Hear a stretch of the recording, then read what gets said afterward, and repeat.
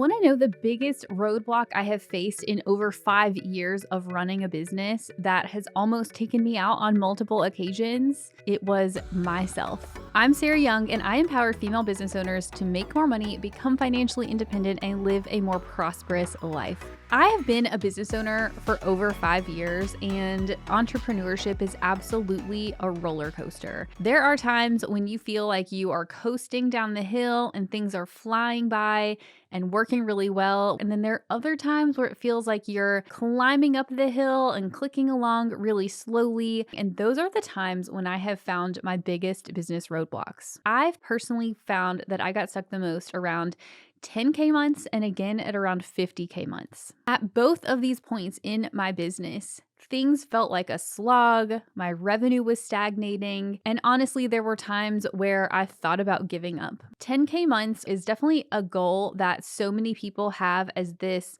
benchmark. They think they're gonna have made it. I think that 10K months are actually a lot more difficult to sustain than people would have you believe. Because really, it's almost this in-between stage where you have a good bit coming in terms of monthly revenue, but you don't necessarily have enough to be able to afford the level of support that you need to pull yourself out of the day-to-day. And if your offers and team are not structured in a way that makes it easy for you to maintain that level of revenue, then you are going to find yourself really, really busy all the time with delivering for your clients, continuing to market, continuing to hop on sales calls, continuing to do the things to keep trying to grow your business. You're going to have to make a shift in the way that you operate in order to get past it. At least that's what I found at that level. So when I say that my roadblock was myself, I really mean that the roadblock was my identity. It can be really scary when you think about letting go of the things that you're doing in the day-to-day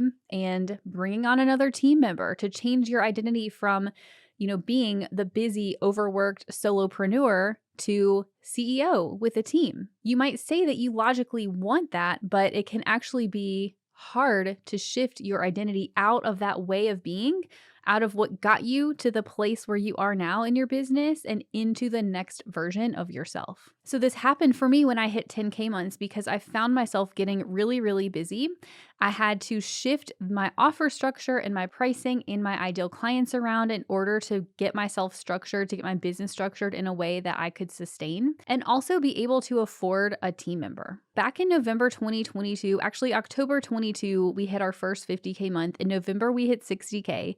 And then I remember from about December through June or July of 2023, we stayed very stagnant at 50K a month, give or take. And I realized that what was holding me back from being able to get my business to the next level was, again, myself. So the business I'm referring to is Young & Co., which is my virtual CFO and accounting firm.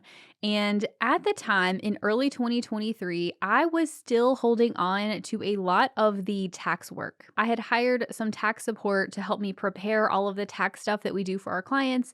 But for some reason, I didn't want to hire somebody to step in and review the work and meet with clients and manage the tax part of my business. And so what that meant was I was spending a lot of time doing the busy work. My identity was still wrapped up in being the busy accountant during the busy season of the year.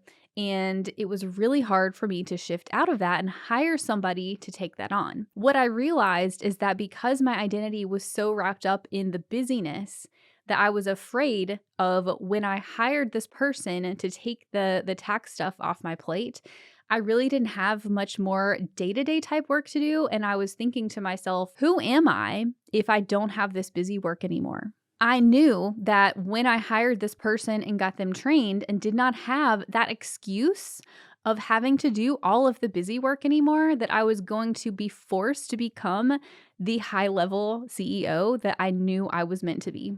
I had to do the work to shift my identity and stop being my own roadblock. So what I want you to take away from this video is that we all have our own internal roadblocks, and yours might not be exactly the same as mine. They might come up at different parts of your business journey, but ultimately, this is an absolute business truth. Running and growing a business will bring up all of your triggers. It will force you to resolve all of your traumas that you've had, and those can be really difficult to work through. But ultimately, we have to recognize that we have those roadblocks and work through them in order to become the person that we want to be and have the business that we want to have. First, you have to identify what your roadblocks are. I want you to think about the identity that you want to have if you were to write out everything that you would have in your dream life. And then think about, out of all of those things that you would list out in your dream life or in your dream business, what do you already have now? And what are the areas where your current identity or your current habits and thoughts do not align with the identity of the person you want to become? What we want to do is not try to change everything all at once, but work on making small changes in the way that you think, in the way that you react to situations, in your day-to-day habits to take baby steps toward being the person that you want to be. So I hope that this video helps you identify and get past your own roadblocks, whatever they may be. And if you want more content on business and money to help you create a profitable business, go check out all the episodes of the Profit and Prosper podcast. And make sure you subscribe to my channel for all my latest videos.